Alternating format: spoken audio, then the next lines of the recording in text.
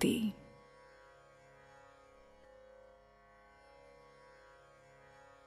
भगवद गीता गीता सार चैप्टर 1। नमस्कार दोस्तों, भगवद गीता और भगवद गीता के ज्ञान पर असंख्य लोगों ने काम किया है। जाने कितनी ही गीता आपने सुनी भी होगी, परंतु मैं शैलेंद्र भारती अब आपके सामने प्रस्तुत कर रहा हूं भगवद गीता की एक और व्याख्या। क्या विशेष है इस गीता में? गीता में अगर कुछ विशेष हैं तो वो हैं श्री कृष्ण। बाकी हम सब निमित्त हैं, साधन हैं।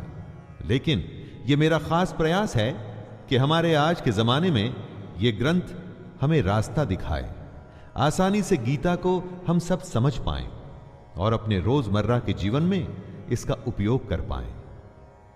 वैसे गीता के बारे में बहुत कुछ कहा गया है, सुना गया है। शायद ही कोई ऐसा धर्म ग्रंथ होगा जिस पर इतना लिखा गया हो।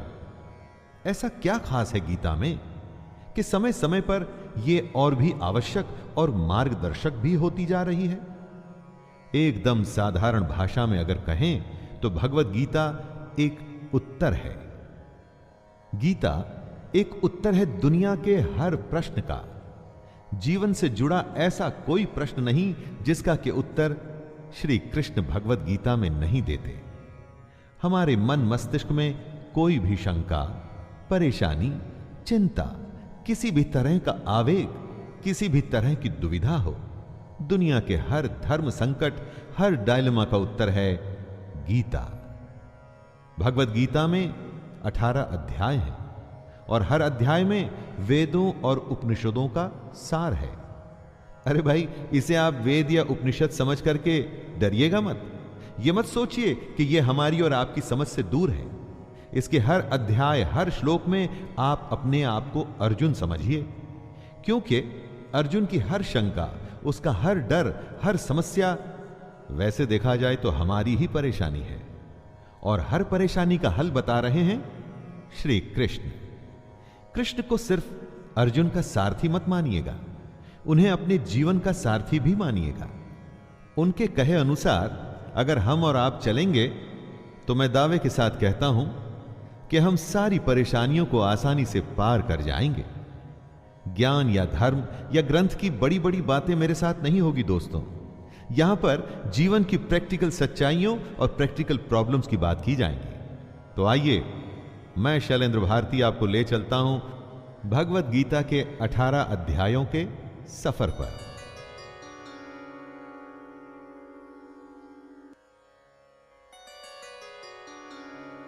अध्याय 1, अर्जुन विषाद योग। पहला अध्याय है अर्जुन विषाद योग। यहां शुरुआत होती है धृतराष्ट्र के सवालों से। वो जानना चाहते हैं कि युद्ध में क्या हो रहा है, उनका पुत्र दुर्योधन और उनकी सेना क्या कर रही है, और साथ ही में पांडु पुत्रों की सेना क्या कर रही है। उसके बाद दोनों सेनाओं के शूर वीरों का वर्णन, और उसके बाद आता है अर्जुन का विषाद, मतलब कि उनका दुख, उनकी समस्या, उनका धर्म संकट। आइए सुनते हैं अर्जुन विषाद योग। धृतराष्ट्र उवाच धर्मक्षेत्रे कुरुक्षेत्रे समवेतायुयोत्सवः मामकाः पाण्डवाश्चैव किमकुर्वत संजय।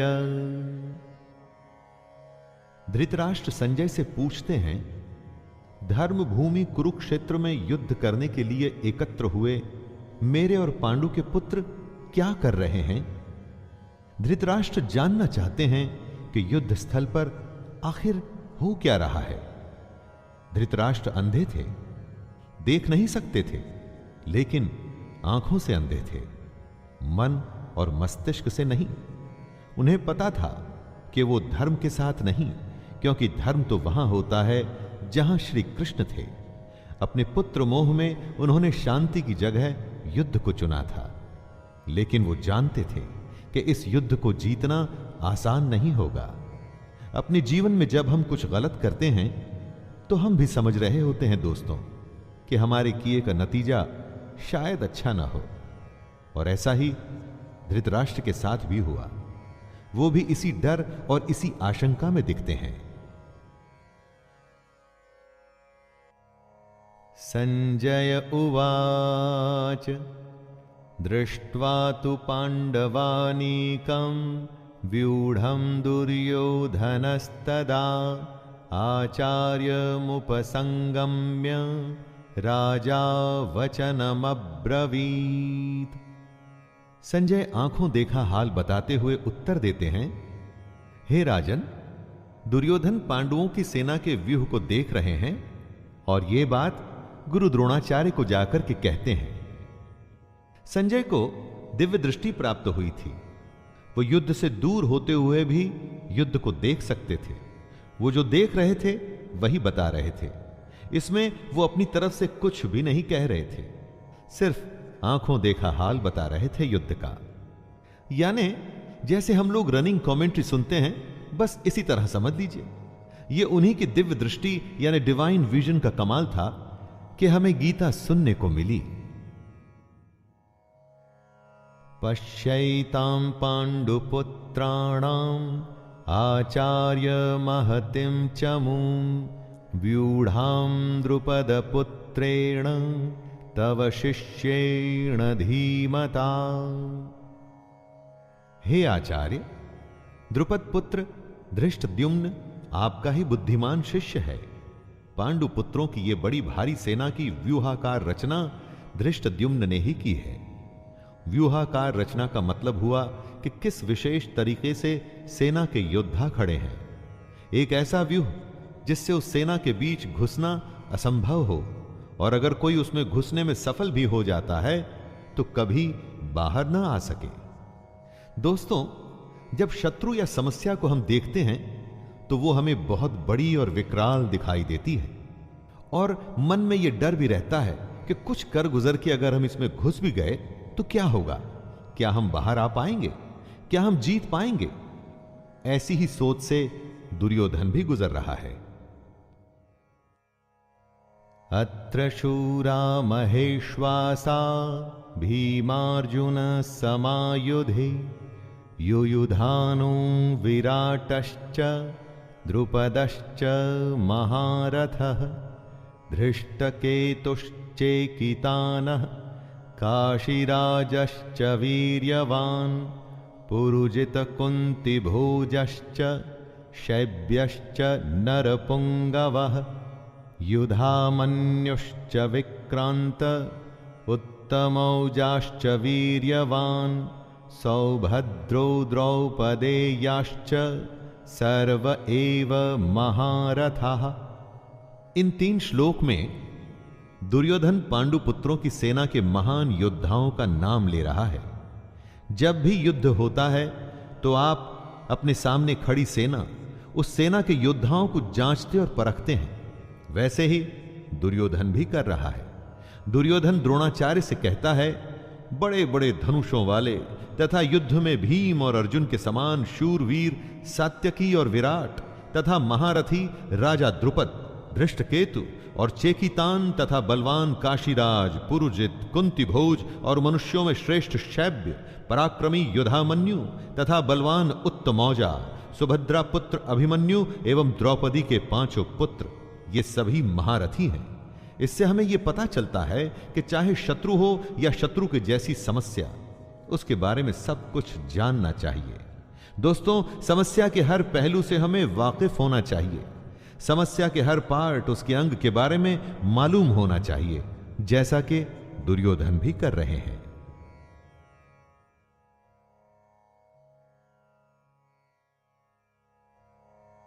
अस्माकं तु विशिष्टा ये तान्निबोध द्विजोत्तमं नायका मम सैन्यस्य संज्ञार्थं तान् ब्रवीमि ते। दुर्योधन आगे कहता है, हे ब्राह्मण श्रेष्ठ, पांडवों की सेना के योद्धाओं को तो आपने देख लिया, अब अपने पक्ष में भी जो प्रधान हैं उनको भी तो आप समझ लीजिए। द्रोणाचार्य की जानकारी के लिए शत्रु की सेना के बाद दुर्योधन अपनी सेना के जो जो सेनापति हैं उनके बारे में बतलाता है। समस्या के बारे में सब कुछ जान लेने के बाद बारी आती है अपने पक्ष में सोचने की। यह जानना होता है दोस्तों कि आपके पास क्या क्या स्ट्रांग पॉइंट्स हैं, आप किन बातों में मजबूत हैं जिससे आप उस समस्या पर विजय पा पाएंगे। जैसे आपने समस्या के हर पहलू के बारे में सोचा, उसी तरह से आपको स्वयं का भी आकलन कर लेना चाहिए।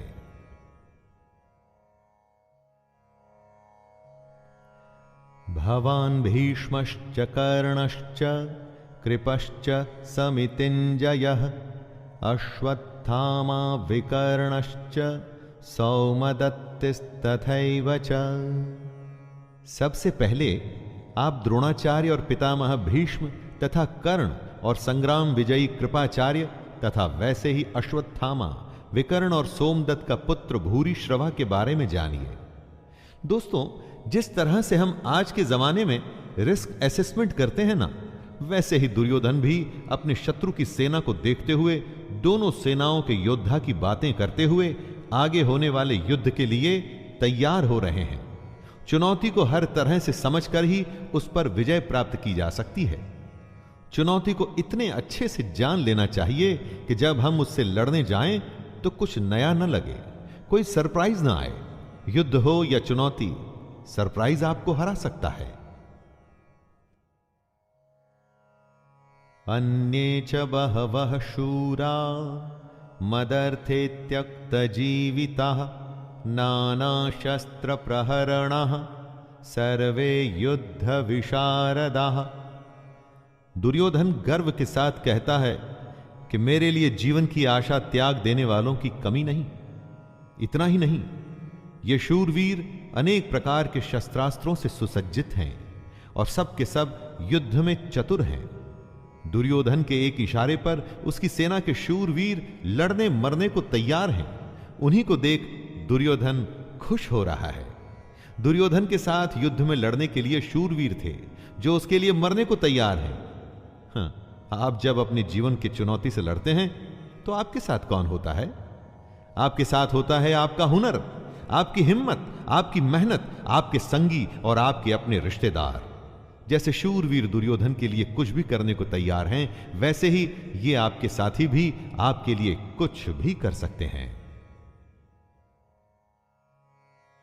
अपर्याप्तं तदस्माकं बलं भीष्माभिरक्षितं पर्याप्तं त्विदमेतेषां बलं भीमाभिरक्षितं। दुर्योधन आगे कहता है कि भीष्म पितामह द्वारा रक्षित उनकी सेना सब प्रकार से अजेय है और वहीं शत्रु की सेना भीम द्वारा रक्षित है। दुर्योधन कहना चाहते हैं कि भीम की सेना को वो आसानी से जीत सकते हैं। दुर्योधन यहां घमंड दिखा रहा है, जो आपको बिल्कुल भी नहीं करना है दोस्तों, कभी नहीं। क्योंकि अगर दुर्योधन जानता कि वो दूसरी सेना को हरा देगा तो फिर युद्ध ही क्यों करता? युद्ध को जीतने के लिए दूसरे को हराना पड़ता है। अगर चुनौती या समस्या को देखकर हमें लगता है कि हम जीत जाएंगे तो विश्वास या आत्मविश्वास तो हो सकता है, लेकिन घमंड नहीं। क्योंकि अगर घमंड हुआ तो वो आपके हारने की शुरुआत है।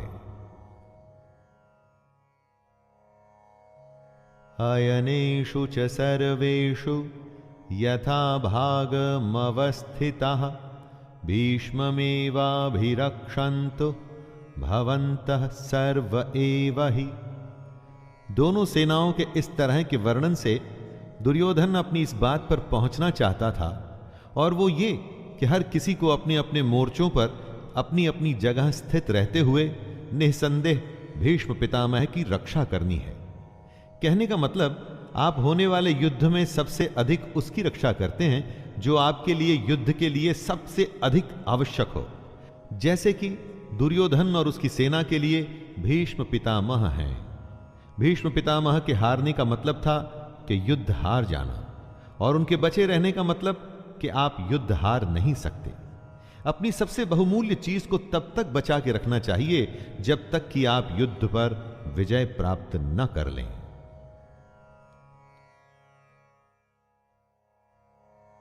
तस्य संजनयन हर्षं कुरु वृद्धः पितामह सिंहनादं विनद्योच्चैः शंखदध्मो प्रतापवान। शंख उद्घोषणा होती है होने वाले युद्ध की। कौरवों में सबसे वृद्ध सबसे बड़े प्रतापी पितामह भीष्म ने उच्च स्वर में सिंह की दहाड़ के समान गरज कर ऐसा शंख बजाया कि दुर्योधन के हृदय में हर्ष उत्पन्न हो गया।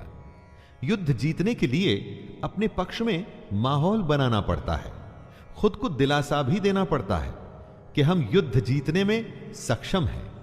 ऐसा ही पितामह भीष्म ने किया और ऐसा ही हमें भी करना चाहिए। ततः शंखाश्च भैर्यश्च पणवानकगोमुखः सहसैवाभ्यहन्यन्त सशब्दस्तु मूलोऽभवत्। युद्ध भयंकर होते हैं और ये इतिहास में आज तक के सबसे भयंकर युद्ध का आरंभ था। भीष्म पितामह के शंख के पश्चात नगाड़े तथा ढोल, मृदंग और नरसिंघे आदि बाजे एक साथ ही बज उठे। इन बाजों का नाद संगीतमय नहीं, बहुत ही डरावना था। युद्ध मनोरंजक नहीं होते दोस्तों, इसलिए अगर युद्ध का फैसला ले लिया जाता है तो उसमें फिर जो भी स्वीकार हो कर लेना पड़ता है। हर युद्ध, हर चुनौती अपने किस्म के हालात लेके आती है। उन्हीं हालात के आधार पर ही हमें तैयारियां करनी पड़ती हैं।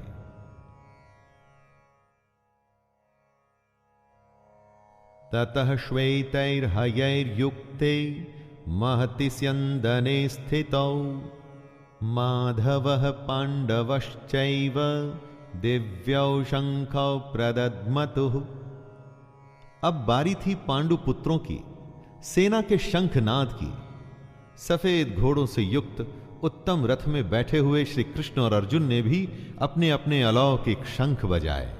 युद्ध में जब तैयारी होती है ना, तो दोनों तरफ से होती है। हर पक्ष अपनी विजय की आशा में खुद को, अपनी सेना को भरोसा देता है। आज के समय में हम खुद के लिए अगर शंख बजाने की उपमा के बारे में सोचे तो यह हो सकता है कि हम कुछ भी ऐसा कर सकते हैं जो हमें मोटिवेट या प्रोत्साहित करे।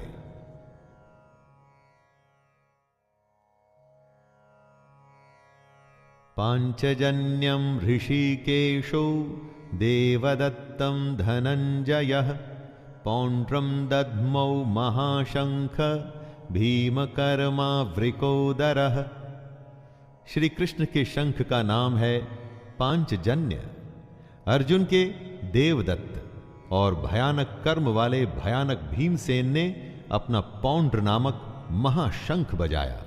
अपने जीवन में इसी तरह से हम भी अपने युद्ध, अपनी चुनौती में आगे बढ़ने के लिए अपनी मोटिवेशन चुन सकते हैं। कुछ लोगों के लिए संगीत ऐसा काम करता है, कुछ के लिए भगवान को याद करना, या कुछ के लिए माता पिता का आशीर्वाद। अपने शंख आप स्वयं चुनिए और युद्ध के लिए तैयार हो जाइए।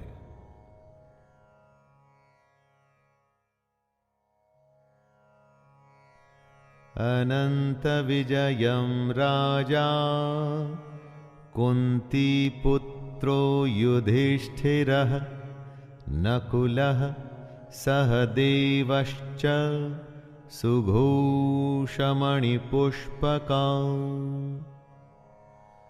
पांडवों में सबसे बड़े भाई कुंती पुत्र राजा युधिष्ठिर ने अनंत विजय नाम का और नकुल तथा सहदेव ने सुघोष और मणिपुष्पक नाम के शंख बजाए।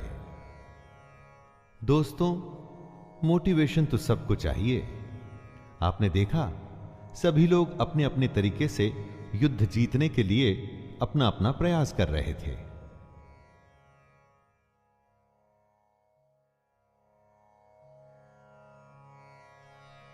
काश्यश्च परमेश्वासः शिखंडी च महारथः धृष्टद्युम्नो विराटश्च सात्यकिश्चापराजितः द्रुपदो द्रौपदेयाश्च सर्वशः पृथ्वीपते सौभद्रश्च महाबाहुः शंखान दद्मुः पृथक पृथक। हर शंख की अलग ध्वनि, अपना एक अलग अस्तित्व। युद्ध का हर योद्धा अपनी उपस्थिति दर्ज कर रहा है। श्रेष्ठ धनुष वाले काशीराज और महारथी शिखंडी एवं दृष्टद्युम्न तथा राजा विराट और अजेय सात्यकी, राजा द्रुपद एवं द्रौपदी के 5 पुत्र और बड़ी भुजा वाले सुभद्रा पुत्र अभिमन्यु। संजय धृतराष्ट्र को बताते हैं कि हे राजन, सब ने अपनी ओर से अलग अलग शंख बजाए। दोस्तों, महाभारत का युद्ध ऐसा था जिसमें हर बड़े से बड़े योद्धा भाग ले रहा था। ऐसे विरले मौके को कोई कैसे छोड़ सकता था। हमारे लिए ध्यान देने की बात यह है कि सच्चा योद्धा तो वही है जो युद्ध के लिए तत्पर रहे। युद्ध को आप जीवन माने, चुनौती माने, जो भी माने, लेकिन उसके लिए हमेशा तैयार रहे। इसलिए हर योद्धा शंख बजा बजा के सबको अपने होने का आभास करवा रहा है।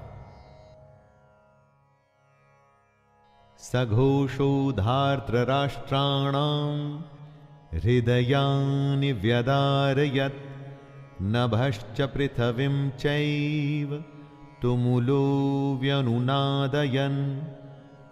युद्ध से पहले जैसे आप शत्रु को अपनी शक्ति दिखा के डराने का प्रयास करते हैं, वैसे ही यहां भी हो रहा है।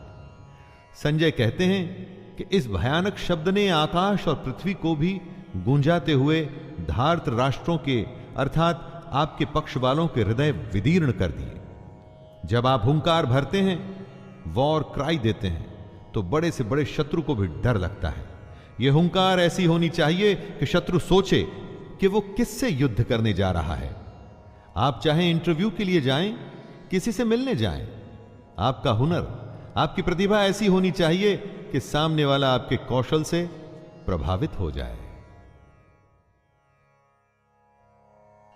अर्जुन उवाच अथ व्यवस्थितान् दृष्ट्वा धार्तराष्ट्रान् कपिध्वजः प्रवृत्ते शस्त्रसम्पाते धनुरुद्यम्य पाण्डवः ऋषिकेशं तदा वाक्यम् इदमाह महीपते सेनयोरुभयोर्मध्ये रथं स्थापयमेच्युत। अर्जुन अपने मोर्चा बांधकर डटे हुए धृतराष्ट्र संबंधियों को देखते हैं, फिर अपना धनुष उठाकर ऋषिकेश श्री कृष्ण से कहते हैं, हे अच्युत, मेरे रथ को दोनों सेनाओं के बीच में खड़ा कीजिए। अच्युत अर्थात अटल, जो अपने स्थान से हटता नहीं, जिसका नाश नहीं हो सकता। श्री कृष्ण का एक नाम अच्युत भी था और अर्जुन अपने सारथी से दोनों सेनाओं के बीच में जाने को कह रहे हैं। अर्जुन ने श्री कृष्ण को इसलिए चुना था कि वो जानता था कि जब साक्षात भगवान उसके साथ हैं तो मतलब धर्म उसके साथ है। जिसके साथ धर्म होता है वो कभी हार नहीं सकता।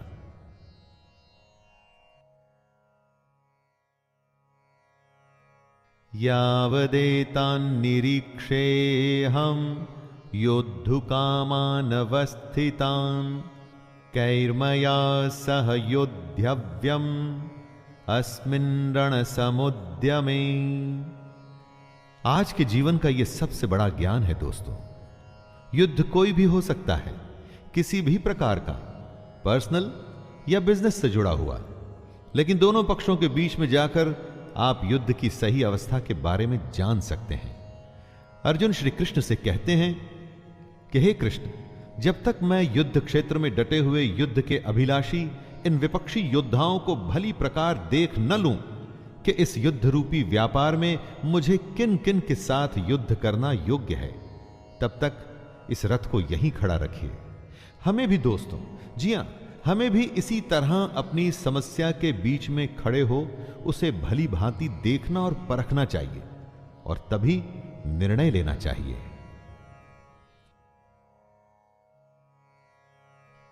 योत्स्यमानानवेक्षेऽहं य एतेऽत्र समागताः धार्तराष्ट्रस्य दुर्बुद्ध्यैर्युद्धे प्रियचिकीर्षवः अर्जुन दुर्योधन को दुर्बुद्धि बता रहे हैं, क्योंकि दुर्योधन के हट के चलते हुए ही यह युद्ध हुआ।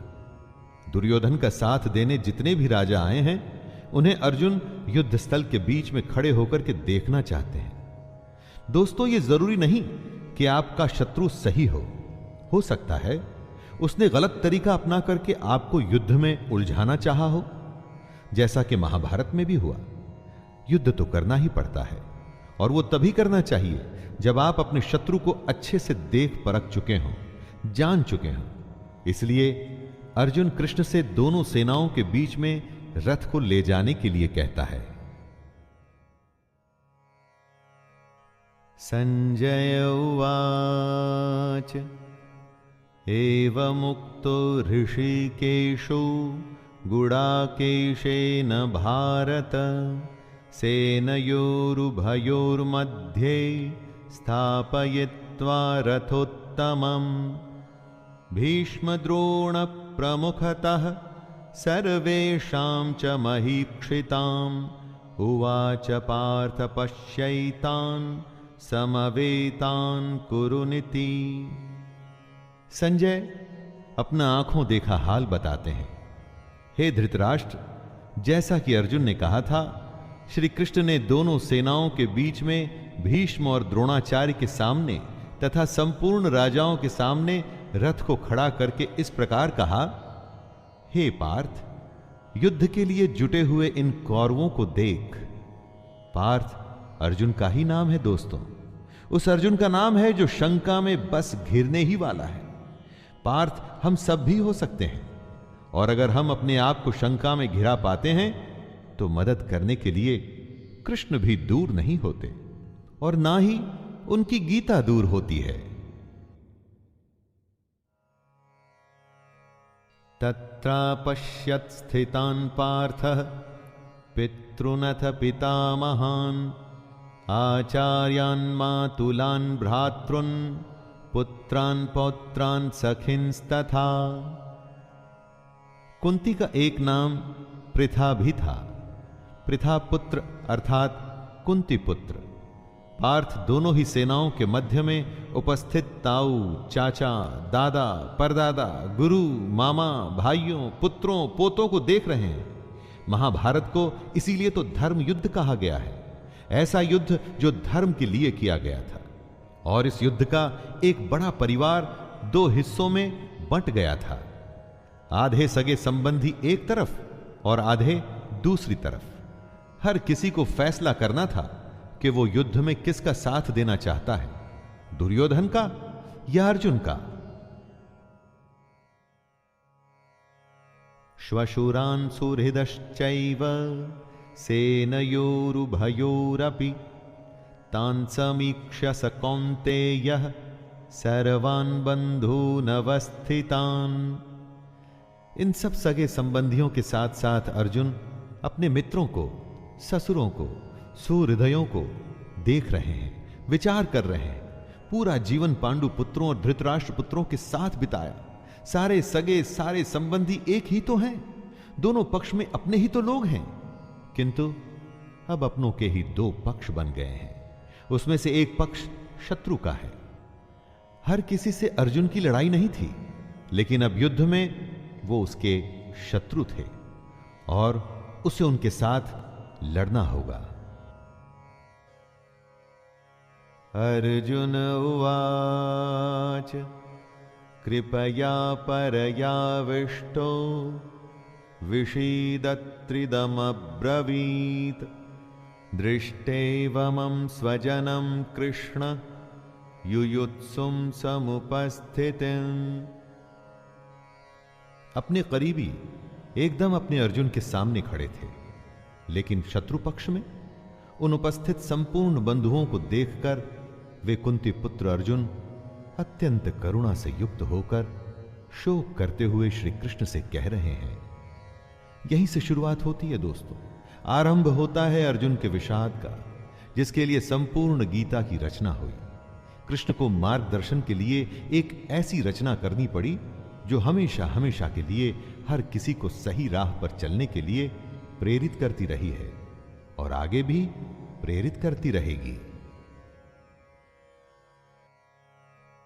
सीदन्ति मम गात्राणि मुखं च परिशुष्यति वेपथुश्च शरीरे मे रोमहर्षश्च जायते। युद्ध की बात करना आसान होता है, युद्ध करना कठिन। ऐसा ही अर्जुन के साथ हुआ, ऐसा ही दोस्तों हम सबके साथ होता है। ऐसी ही शंका का सॉल्यूशन भगवत गीता से श्री कृष्ण के द्वारा हमें मिलता है। दुखी अर्जुन कहते हैं, हे कृष्ण, युद्ध क्षेत्र में डटे हुए युद्ध के अभिलाषी इस स्वजन समुदाय अपनों को देखकर मेरे अंग शिथिल हुए जा रहे हैं, जैसे अंगों में शक्ति ना हो और मुख सूखा जा रहा है तथा मेरे शरीर में कंप व रोमांच हो रहा है। न जाने कितनी ही बार ऐसा हम सबके साथ होता है कि जब युद्ध के सम्मुख होते हैं तो जैसे शक्ति खत्म हो जाती है।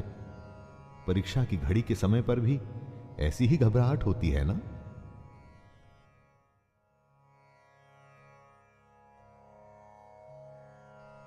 गांडीवं स्रंसते हस्तात्वक्चैव परिदह्यते न च शक्नोम्यवस्थातुं भ्रमतीव च मे मनः। अर्जुन अपने दुख को बता रहे हैं। उनका दुख दोस्तों हमारी दुविधाओं से अलग नहीं है। चाहे हम परीक्षा दे रहे हों, चाहे बिजनेस करने जा रहे हों, चाहे कोई बड़ा मैच खेलने जा रहे हों, कितने ही ऐसे मौके आते हैं जब हम स्वयं को अर्जुन की अवस्था में पाते हैं। लगता है जैसे कि हम युद्ध के लायक ही नहीं, युद्ध हम कर ही नहीं पाएंगे। अर्जुन के हाथ से उनका गांडीव धनुष गिर रहा है और त्वचा भी बहुत जल रही है तथा उनका मन भ्रमित सा हो रहा है, इसलिए वो खड़े रहने में भी समर्थ नहीं है।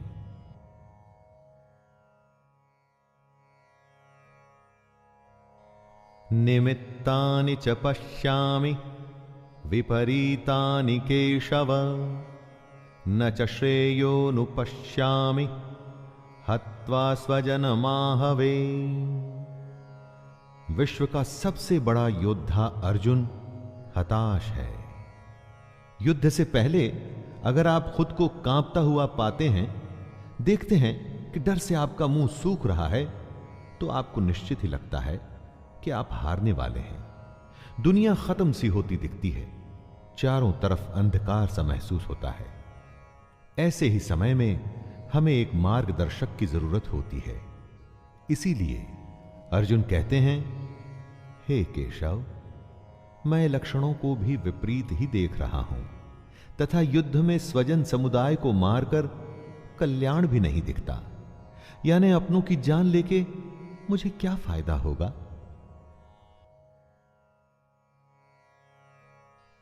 न कांक्षे विजयम कृष्ण न च राज्यम सुखानि च किं नो राज्येन गोविंद किं भोगैर्जीवितेन वा। अर्जुन बात को स्पष्ट रखते हैं। डर में सब व्यर्थ लगता है। अर्जुन कहते हैं, हे कृष्ण, मैं न तो विजय चाहता हूं और न राज्य, और ना ही मैं सुखों को चाहता हूं। हे गोविंद, हमें ऐसे राज्य से क्या प्रयोजन है अथवा ऐसे भोगों से और जीवन से भी क्या लाभ है? इस विषाद में, शंका में, डर या घबराहट में अर्जुन सब कुछ छोड़ने को, त्याग देने को तैयार हैं। धन दुनिया उन्हें कुछ भी नहीं चाहिए। वो ऐसे भयभीत और डर गए हैं कि दुनिया की हर खुशी को छोड़कर इस समय बस इस युद्ध से बचना चाहते हैं। इन्हीं लक्षणों को हमें भी पहचानना है ताकि ऐसी अवस्था में हम भी वो करें जो कृष्ण बताएंगे। येषामर्थे कांक्षितं नो राज्यं भोगाः सुखानि च त इमेव स्थिता युद्धे प्राणांस्त्यक्त्वा धनानि च। अर्जुन कहते हैं, हमें जिनके लिए राज्य, भोग और सुखादि अभिष्ट हैं, वे ही ये सब धन और जीवन की आशा को त्याग कर युद्ध में खड़े हैं। सोचिए, जीवन का हर युद्ध, हर काम हम अपनों के लिए करते हैं।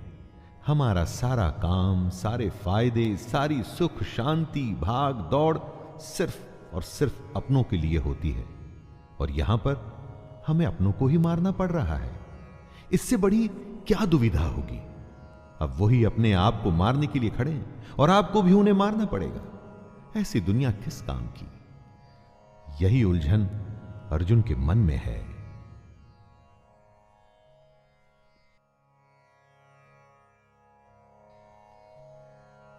आचार्यः पितरः पुत्रास् तथैव च पितामहः मातुलः श्वशुरः पौत्रः श्यालः संबंधिनस्तथा। अर्जुन के सामने खड़े हैं उनके गुरुजन, ताऊ, चाचे, लड़के, दादे, मामे, ससुर, पौत्र, साले और भी कई सारे संबंधी लोग। अर्जुन अपने हर संबंधी को करीब से पहचान रहे हैं और पहचान के उन्हें बता भी रहे हैं।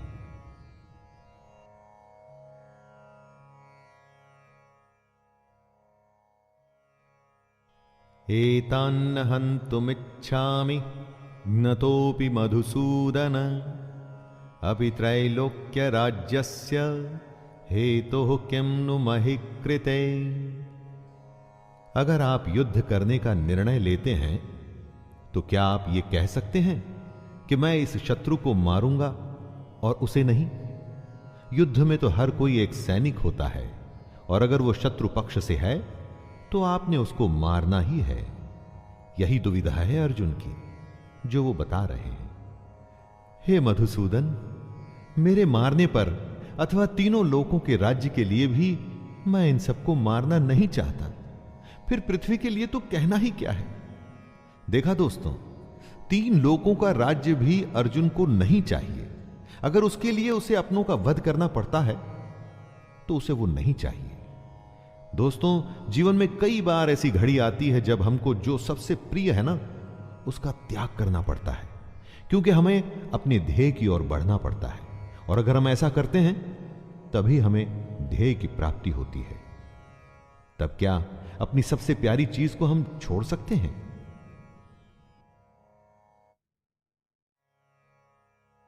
निहत्य धार्तराष्ट्रान्नका प्रीतिः स्याज्जनार्दन पापमेवाश्रयेदस्मान् हत्वैतानान्ततायिनः।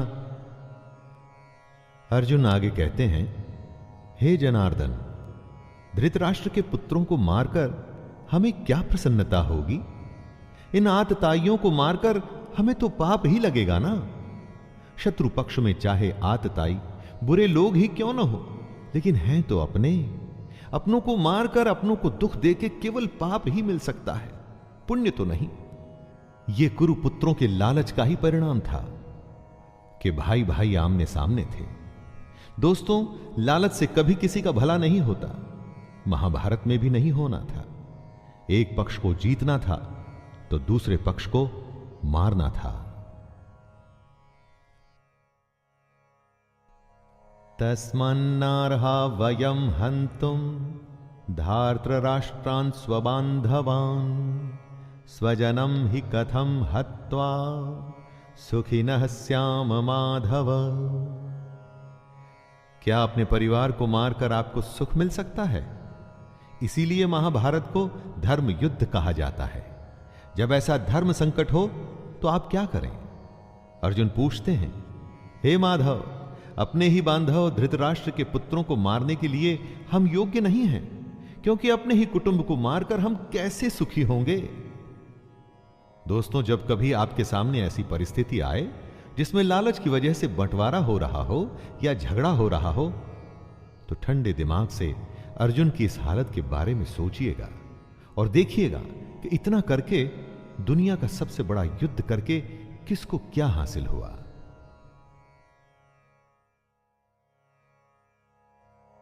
यद्यप्येते न पश्यन्ति लोभोपहत चेतसः कुलक्षय कृतं दोषं मित्रद्रोहे च पातकम् कथं न ज्ञेयमस्माभिः पापादस्मान्निवर्तितुं कुलक्षय कृतं दोषं प्रपश्यद्भिर्जनार्दन।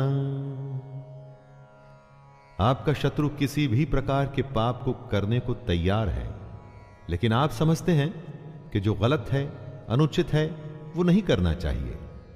इन 2 श्लोक में अर्जुन ने इसी दुविधा को बताया है। यद्यपि लोभ से भ्रष्ट चित्त हुए ये लोग कुल के नाश से उत्पन्न दोष को और मित्रों से विरोध करने में पाप को नहीं देखते, तो भी हे जनार्दन, कुल के नाश से उत्पन्न दोष को जानने वाले हम लोगों को इस पाप से हटने के लिए क्यों नहीं विचार करना चाहिए? दुश्मन गलत कर रहा है, वो ये नहीं समझता, लेकिन आप तो समझते हैं। तो समझदार होने के नाते क्या आपको युद्ध से हटने के लिए नहीं सोचना चाहिए? लेकिन अगर युद्ध से हट गए तो उसे आपकी हार मानी जाएगी। क्या उसके लिए आप तैयार होंगे दोस्तों?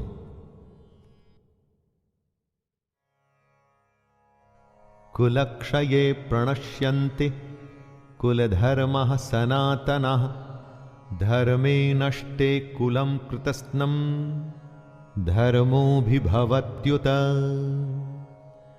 जहां परिवार खत्म हो जाता है वहां कुछ नहीं बचता।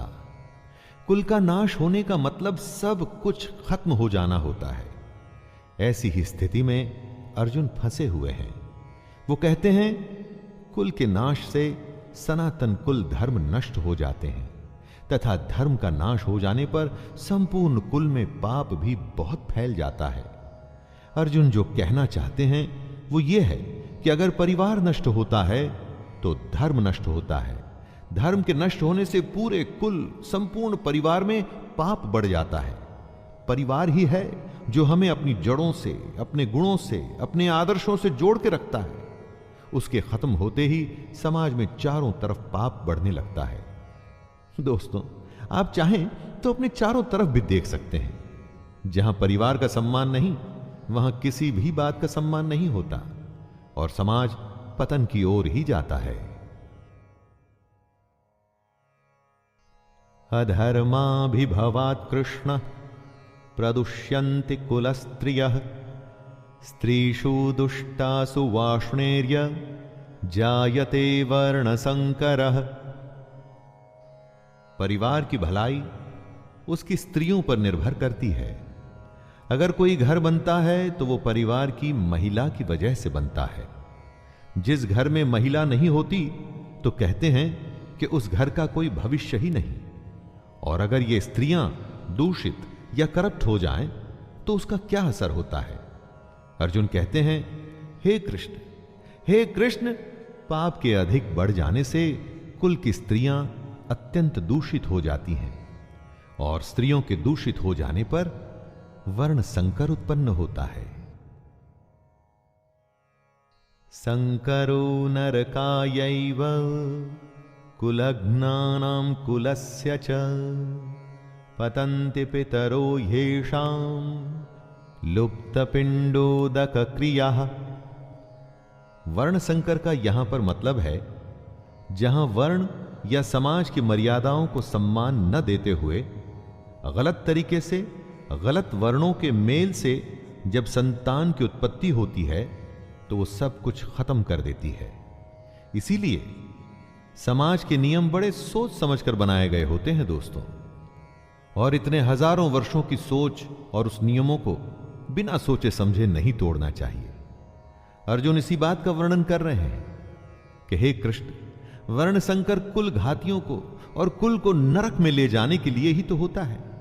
लिप्त हुई पिंड और जल की क्रिया वाले अर्थात श्राद्ध और तर्पण से वंचित इनके पितर लोग भी अधोगति को प्राप्त होते हैं।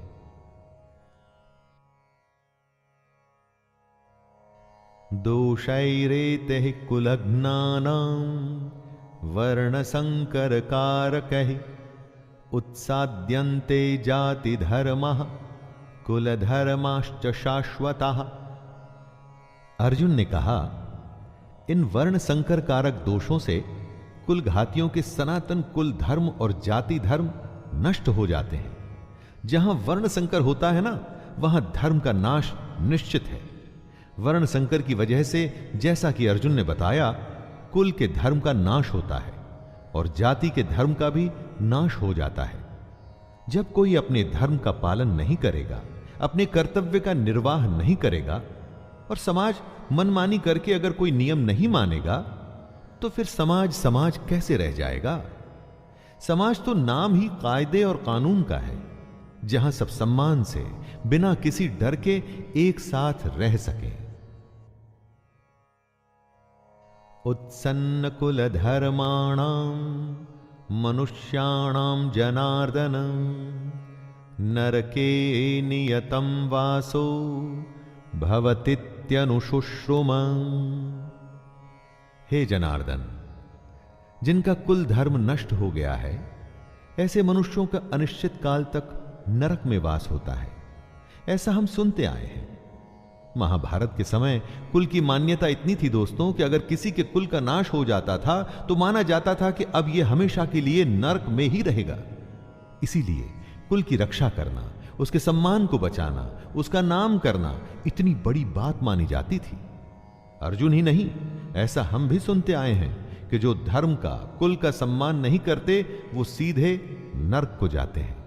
इसे आप ऐसा भी मान सकते हैं कि जहां धर्म नहीं होता वो जगह अपने आप ही नरक बन जाती है। अपनी चारों तरफ देखिए ना, ऐसी कई जगहें आपको आज के युग में भी दिख जाएंगी।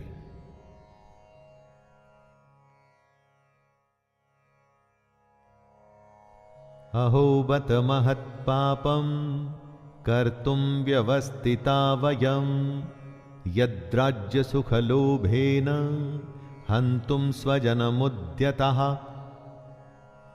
अर्जुन आगे स्वयं को दोष दे रहे हैं। हा शोक, हम लोग बुद्धिमान होकर भी महान पाप करने को तैयार हो गए हैं, जो राज्य और सुख के लोभ से स्वजनों को मारने के लिए उद्यत हो गए हैं। दोस्तों, दुर्योधन जैसा भी है, उसने जो भी निर्णय लिया, लेकिन अर्जुन और उसकी सेना तो समझदार है, तो क्या ऐसा उनके लिए ठीक है?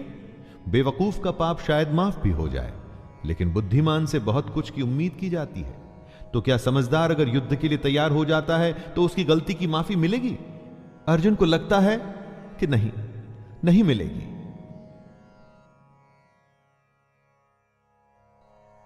यदि माम प्रतिकारम शस्त्रम शस्त्रपाणयः धार्तराष्ट्रारणे हन्युस् तन्मे क्षेमतरम भवेत्। आंखें बंद कर किसी अपने के बारे में सोचिए जो आपको बहुत पसंद है, जो आपका अपना है, जिसकी गोद में आप खेले हों, जिसके साथ खेले हों, चाहे वो आपसे बड़ा हो या छोटा हो। क्या आप उसे मार पाएंगे? अरे उससे अच्छा तो आपको लगेगा कि उसके हाथों आप स्वयं मारे जाएं। यही बात अर्जुन कहते हैं। यदि मुझ शस्त्र रहित एवं सामना न करने वाले को शस्त्र हाथ में लिए हुए धृतराष्ट्र के पुत्र रण में मार डालें, तो वो मरना भी मेरे लिए अधिक कल्याणकारक होगा। संजय उवाच एवमुक्त्वार्जुनः संख्ये रथोपस्थ उपाविशत् विसृज्य सशरं चापं शोक संविघ्नमानसः। संजय, जो धृतराष्ट्र को इस महान युद्ध का वर्णन दे रहे हैं, वो बताते हैं, हे धृतराष्ट्र, रणभूमि में शोक से उद्विग्न मन वाले अर्जुन इस प्रकार कहकर बाण सहित धनुष को त्याग कर रथ के पिछले भाग में बैठ गए। दोस्तों, ये था पहला अध्याय भगवत गीता का, अर्जुन विषाद योग। जी हां, इसमें अर्जुन के दुख के होने की, उसके मन में शंका आने की, और यही बातें हमारे सामने साफ मुखर होकर आती हैं इस पूरे अध्याय में। अब इसके बाद के अध्याय में श्री कृष्ण अर्जुन के दुख का, शंका का, परेशानियों का, हर प्रश्नों का किस तरह भली भांति उत्तर देंगे, उसे जानेंगे और सुनेंगे। तो दोस्तों, ये था भगवत गीता का प्रथम अध्याय अर्जुन विषाद योग, जिसे आप तक पहुंचाया है शैलेंद्र भारती ने। बड़ी सुंदर, साधारण और स्पष्ट शब्दों में इसे प्रस्तुत करने का प्रयास किया गया है। इसके बाद मुलाकात होगी दूसरे अध्याय में। तब तक के लिए आज्ञा दीजिए। धन्यवाद। जय श्री कृष्ण।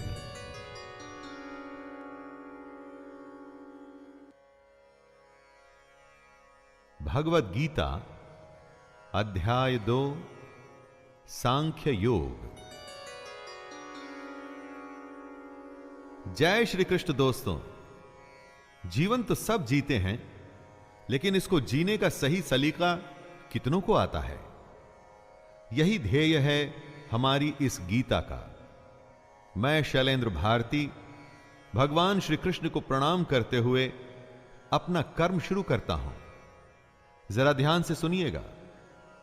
पहले अध्याय में आपने अर्जुन का विषाद, उसका दुख, उसकी दुविधा जानी। अब श्री कृष्ण उसका उत्तर देंगे और इस अध्याय का नाम है सांख्य योग। इसमें अर्जुन की कायरता तथा उसके भ्रम को लेकर विश्लेषण है, उसका एनालिसिस है। दोस्तों, यहां से शुरुआत होती है उस ज्ञान की जिसके लिए भगवद गीता दुनिया का सबसे महानतम ग्रंथ और ज्ञान का भंडार माना जाता है।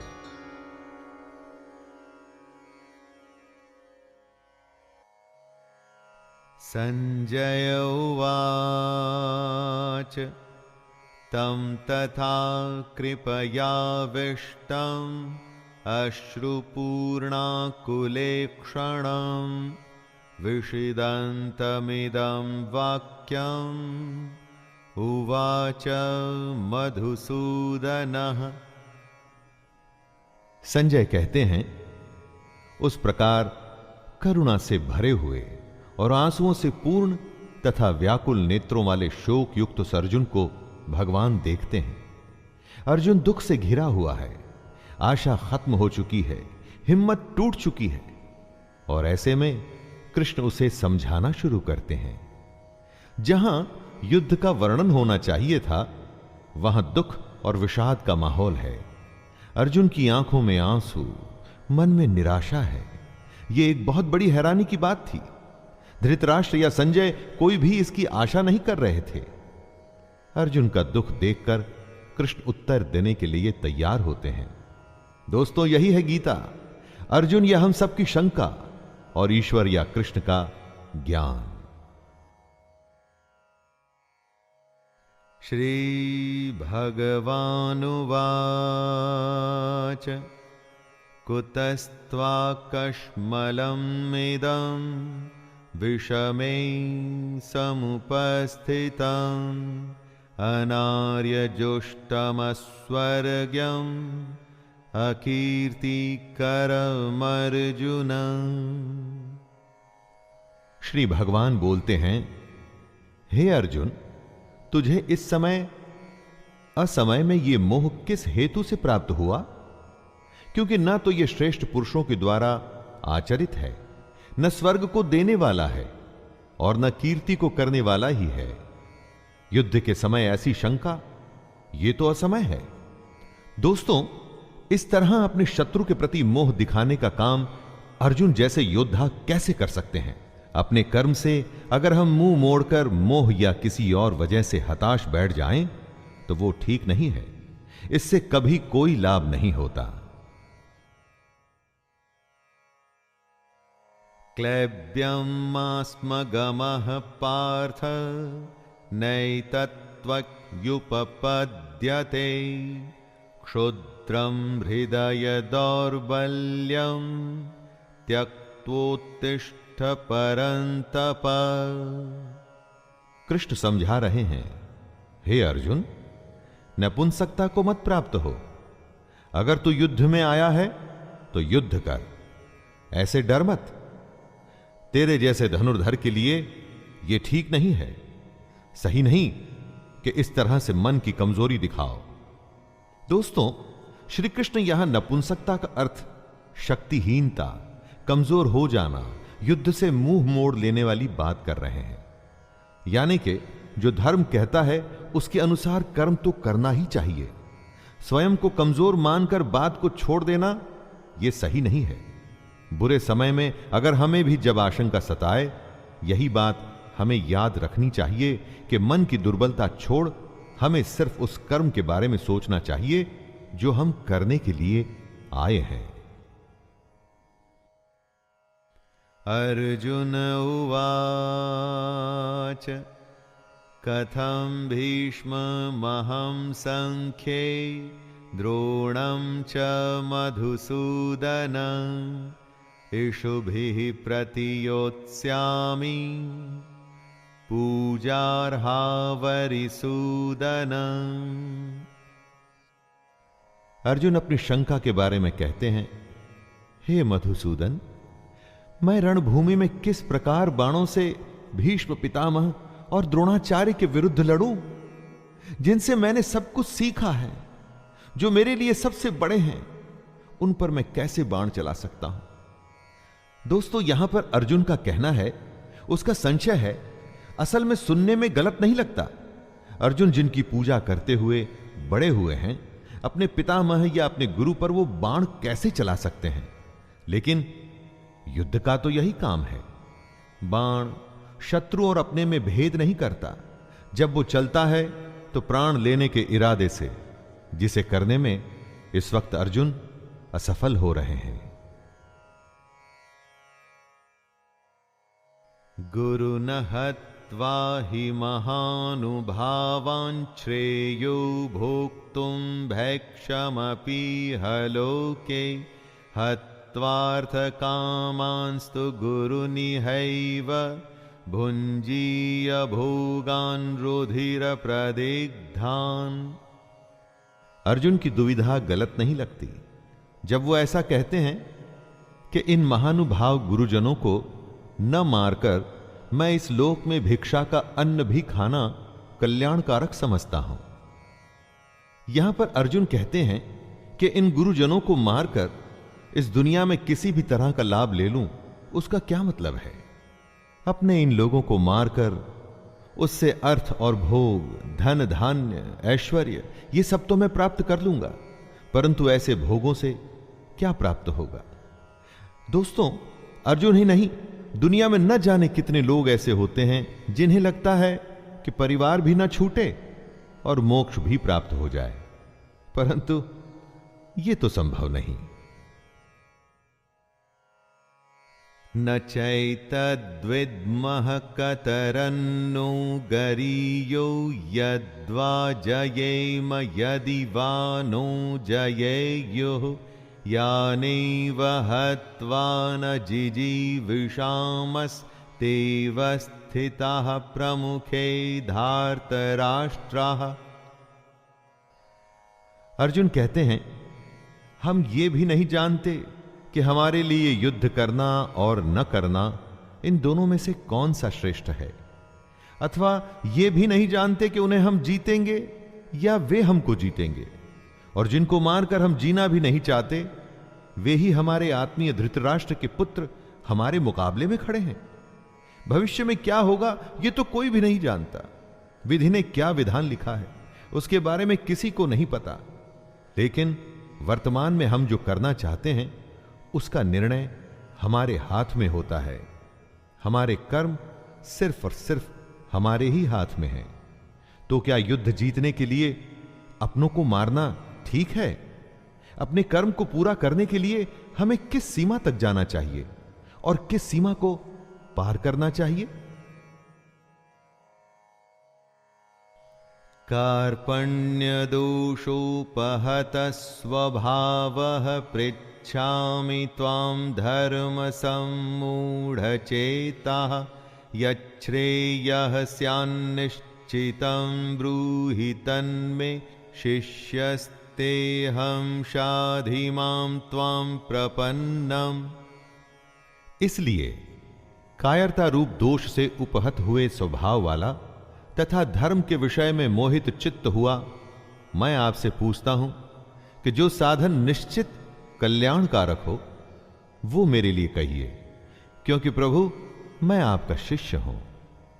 दोस्तों, कमजोर क्षणों में हम डर जाते हैं, जिससे कंफ्यूजन का भाव हमारे अंदर आता है। अर्जुन ये मान रहे हैं कि वो कंफ्यूज्ड हैं, कायरता का दोष वो अपने ऊपर ले रहे हैं, और तभी तो ये कहते हैं कि श्री कृष्ण मैं